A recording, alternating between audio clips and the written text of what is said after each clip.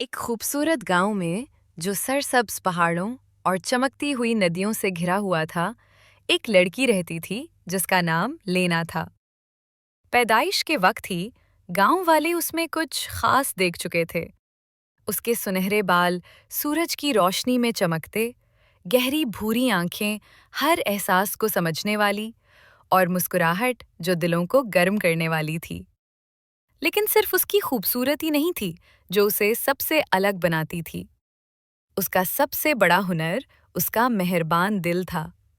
लेना अपने वालिदैन से ये सीख चुकी थी कि दूसरों की मदद करना सबसे बड़ी खूबी है। उसकी माँ अक्सर कहती थीं, खूबसूरती फना हो जाती है, लेकिन मेहरबानी हमेशा रहती है। लेना ने ये बात दिल में बिठा ली। हर सुबह वो सूरज निकलने से पहले उठती, एक छोटी टोकरी उठाती और गांव के हर कोने में मदद के लिए तैयार हो जाती।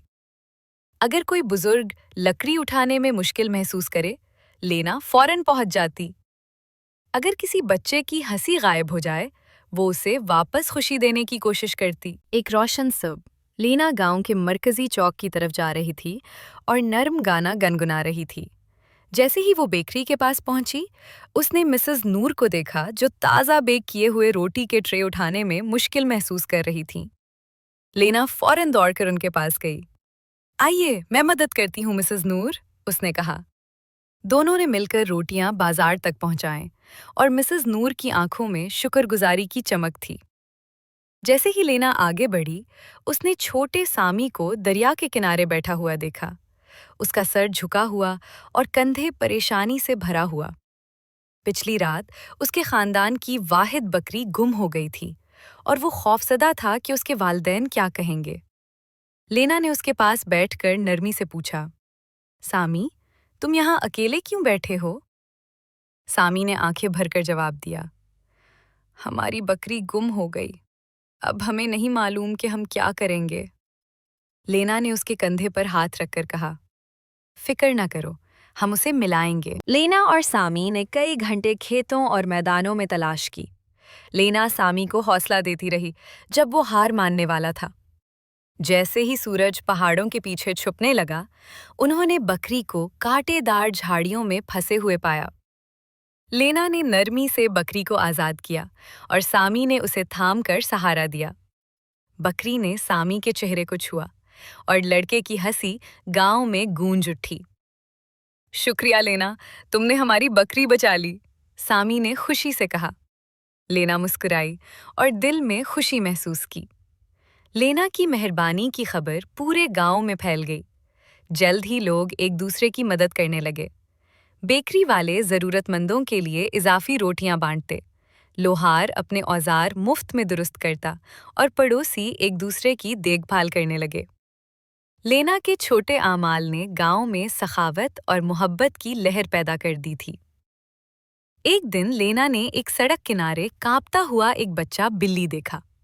उसने उसे अपनी स्कार्फ में लपेटकर घर ले गई, दूध पिलाया और आग के पास नर्म बिस्तर बनाया। शाम तक बची हुई बिल्ली खुशी से सर रगड़ती हुई लेना के पास सो गई। सबसे छोटी जान भी मोहब्बत की मुस्तहिक है। मौसम बदलते रहे और नए चैलेंजेस आए। सख्त सर्दियों में नदी जम गई, वाखा खाने की कमी हो गई। लेना हर घर गई ताकि कोई भूखा ना रहे। उसने गांव वालों को वसाइल बांटने के लिए मुनज़्ज़म किया। वाखा अकेले लोग के साथ वक्त गुजारा। गांव में खुशहाली। वाखा मोहब्बत की फजा थी, क्योंकि लेना की रोशनी सबको रहनुमाई देती रही। एक शाम सूरज की रोशनी आसमान को गुलाबी और सुनहरी रंगों से भर रही थी। लेना दरिया किनारे बैठी अपने दिन के बारे में सोच रही थी। वो गांव वालों को एक दूसरे की मदद करते देखकर खुश थी।